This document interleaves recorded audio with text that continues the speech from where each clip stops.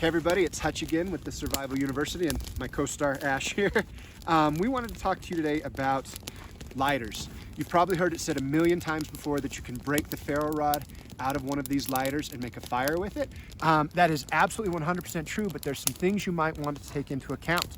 One of those things is, I've had pretty bad surgeries on both my wrists from my time in the Marine Corps, but whether you have old hands, weak hands, injured hands, really cold hands where you can't touch your pinky or you're shaking, you might not have the grip or the dexterity to use the ferro rod in here. And not all ferro rods are created equal. We'll talk about that as well. So we'd like to show you what we call the dexterity stick that's going to allow you to get a fire 90% of the time with the ferro rod that you can find in a broken lighter, or maybe a lighter that got dunked in water or for whatever reason isn't working. So first, let's take a look at our lighters.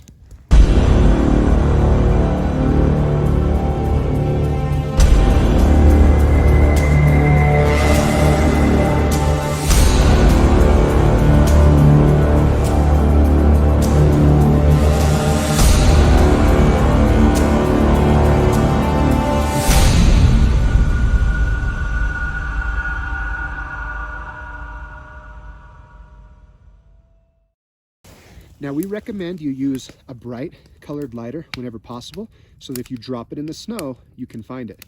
I also like to tell people, buy the lighters that have the stickers on them. You cut those stickers off, there's a white lighter underneath. You can put some orange tape or bright blue tape on the top of it, and then when you hold this up to the sun or anywhere, you can actually see your lighter fluid level, so you know when your lighter's getting low. So this little safety device has gotten people killed. Because remember, with hypothermia, you might not be able to have micro skills like this. So people have died from not being able to get their lighter started. I highly recommend that you pop these off before you go out into the field. And it's easy enough, just make sure not to poke your own eye out, to just pop them off. All right, so we need to talk about getting the ferro rod out of here. First thing I want to mention to you is that the ferro rod in here is underneath tension. It's on a spring. That spring will shoot out, which means you could get hit in the face, damage your eye, or you could lose your ferro rod.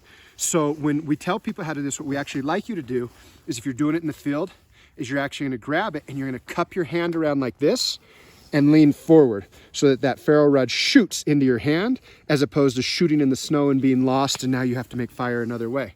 That being said, if you want to practice at home, or if you carry a Leatherman, I was using these for another video. We were showing you some nifty tricks with black powder. They broke the first thing I used. So make sure you get good gear. Don't pay $2 for whatever you're going to carry in your emergency tin. So I'm going to use a big pair of pliers first. So you could do this at home, or you could use your Leatherman. All right, so literally, I'm going to do this as open as I can so you can see it. But remember, you want to cup this so you don't lose your ferro rod or hurt yourself, but literally you just break that off. And see, I caught that ferro rod right there. And that spring is what will shoot that ferro rod off somewhere. Now I want you to notice something about this ferro rod. So the ferro rod we just got is from a BIC. This is another no-name. I just got this at Walmart. I learned this one day while teaching a class. Not all lighters are created equal. The ferro rod inside of the BICs are anywhere from 2 to 3 sizes the ferro rods of other lighters. As a matter of fact, another quick tip, if you carry a Zippo, it's cheaper to buy a pack of BICs and break them open than to buy the ferro rods. They call them flints for Zippo. You get way more bang for your buck. But anyway, they have a patent. That's where they get their 6,000 flicks from. So depending on what lighter you find, you might have a really small ferro rod, which makes the dexterity stick all that much more important. If you're not finding a lighter, if you're carrying one, I recommend you carry the product with the biggest ferro rod in it possible, because you might have to do this for real someday.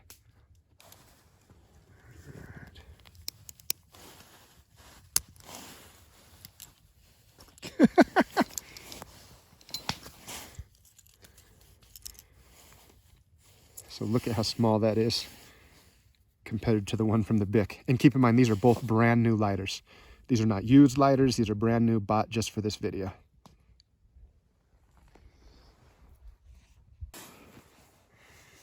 Now, we've showed you before a method for using the big knife, but as you can see, this is not going to cut it. I just can't get enough pressure. I can't push hard enough to get even a spark, let alone make a fire. we really are just looking for any old branch between about the size of a pinky and a thumb, or right around Sharpie size. Pick which side is going to be the top, and either baton in or saw in, or like I said, use an abrasive rock to scrape away. I'm just going to put in a little stop cut. You don't have to go in too far. And then I'm going to just pop that out of there and clean it up a little bit so I've got a flat plane. This is where I'm going to be able to hold the ferro rod down. But now we've got to make sure, now we're going to be able to put more pressure. And you see I'm not wearing gloves and it is a cold day, but we got to get close to our tinder, and to do that, we're going to cut a little bit of a wedge there. And this does not have to be perfect. It just has to be good enough to get us close to the ground. It doesn't even have to be perfectly flat. All right. So as we mentioned, these are brand new ferro rods, so we're gonna have to scrape some of that black off so I won't get anything at first. Don't get frustrated. And we might have to make some adjustments to our dexterity stick to get it close enough to our tinder. All right.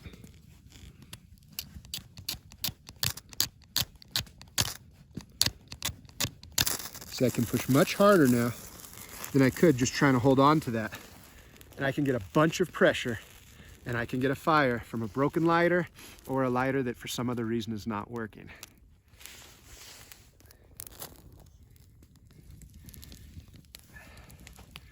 Well guys, I hope that you learned something, and obviously I would rather you were carrying a big ferro rod.